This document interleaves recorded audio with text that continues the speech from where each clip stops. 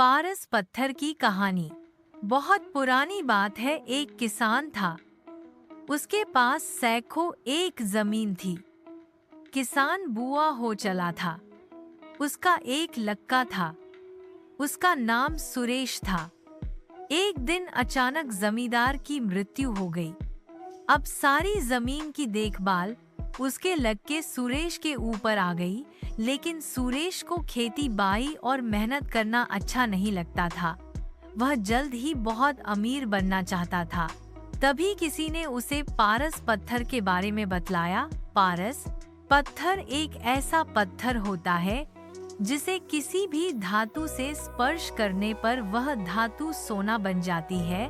सुरेश किसी भी कीमत पर पारस पत्थर पाना चाहता था। उसने पारस पत्थर ढूंढने का बहुत प्रयास किया, किंतु उसे पारस पत्थर कहीं नहीं मिला।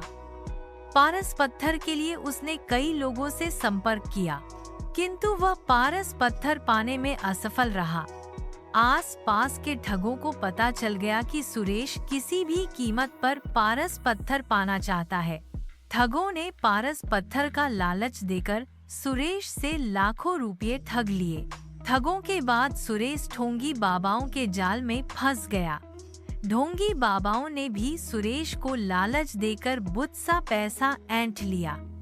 पारस पत्थर के लोभ में सुरेश को बहुत नुकसान हुआ और उसे अपनी कई एक जमीन भी बेचनी पड़ी। सुरेश की पत्नी हमेशा उसे समझती कि इन सब बातों में मत पो, अपने पास बहुत जमीन है, उसी में खेती करो, मेहनत भी किसी पारस पत्थर से कम नहीं है। किंतु सुरेश को तो पारस पत्थर की ही धुन सवार थी। एक दिन गांव में बहुत पहुंचे हुए संत आए। सभी ने उन्हें अपनी समस्याएं बतलाई। सुरेश भी अपनी पत्नी के साथ उनसे मिलने गया और उन्हें अपनी समस्या बतलाई। संत सुरेश की बातें सुनकर मुस्कुराए और बोले, मैं जैसा कहूँ वैसा ही करना तो तुम्हें पारस पत्थर अवश्य मिलेगा। संत की बात सुनकर सुरेश बहुत खुश और संत से बोला, कृपया कर मुझे वह तरीका बतलाएं जिससे मुझे पारस पत्थर मिल जाए।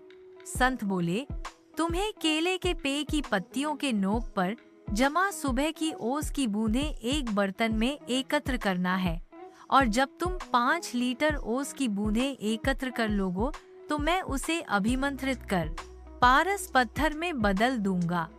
लेकिन याद रहे, ओस की बूंदों में तुम पानी मिलाकर धोखा देने का प्रयास करोगे तो तुम्हारी पूरी मेहनत पर पानी फिर जाएगा और ओस की बूंदें पारस पत्थर नहीं बन पाएंगी।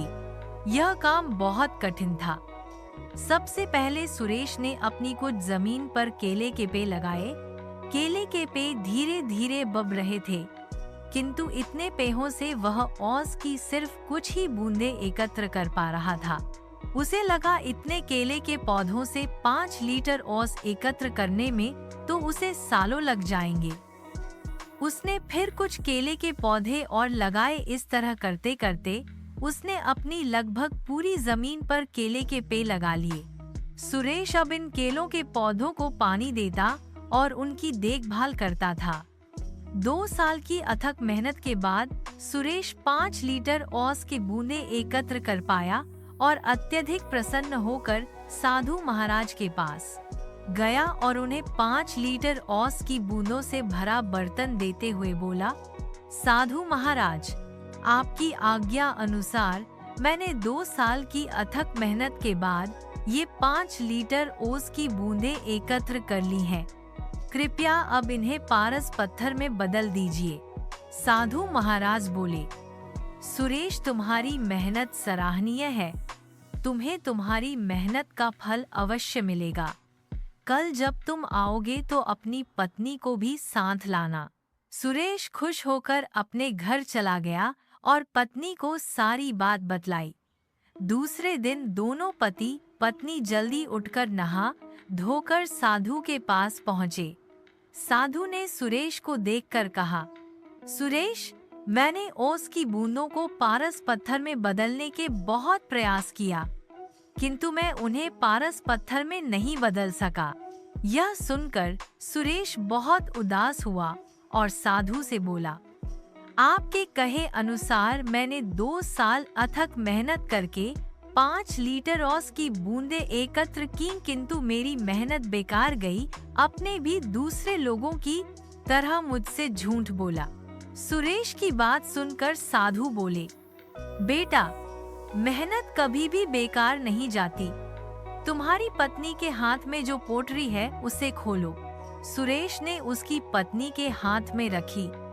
पोटरी खोली तो देखकर दंग रह गया। उसमें सोने, चांदी के आभूषण और कीमती रत्न थे।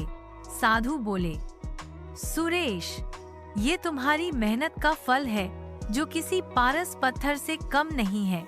सुरेश ने कहा, यह मेरी मेहनत का फल कैसे हुआ?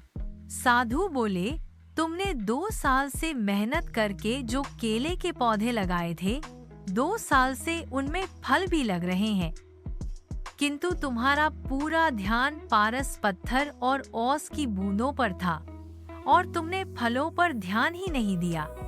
किंतु तुम्हारी पत्नी इन फलों को बाजार भिजवा दिया करती थी और ये सारे आभूषण और रत्न फलों की बिक्री से आए पैसों को बेचकर खरीदे हैं।